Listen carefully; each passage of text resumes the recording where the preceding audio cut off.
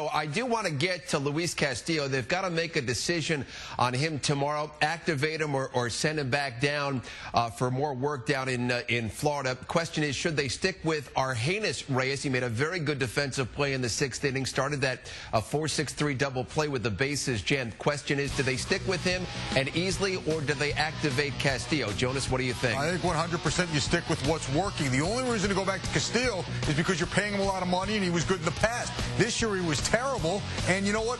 One of the catalysts for this team getting better was when Jerry Manuel actually started holding people accountable with playing time. Remember, he came in, he benched Delgado for a couple of games, and he benched Castillo, and all of a sudden things started to click for this team, Moose. You got to stick with what's working here, and you know what?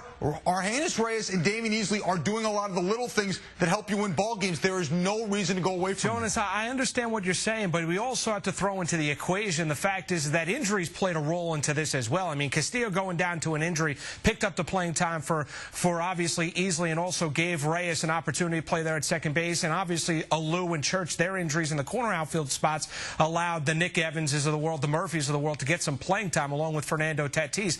I think when Luis Castillo is healthy, and I don't know if he's going to get activated tomorrow, but he will get playing time, because if Castillo's on this team with the Major League roster, he's not going to be happy, and he is worthless to this team sitting on the bench. I understand Reyes made a great defensive play tonight, and his headiness has to be accounted for. Castillo's going to get playing time, though, Jonas. Well, you know what? Wait until next year. Ride this duo right now. We've seen platoons at second base work very well for this team. If you look, I mean, I'm not saying this is Wally Backman, Tim Tuffle here, but I'm just saying that at this point, this really works out very well, and the little things is what helps you win down the stretch and in the postseason. Boy, I've got to say, Jonah, I'm in agreement with you tonight. Why mess with something that's working right now? And you know what? Castillo, in the end, Moose, you know, it wasn't just physical. But it was mental with him. I mean, we're getting into a situation now where you're pointing all the blame at second base, or Argenis. No. I mean, it's working.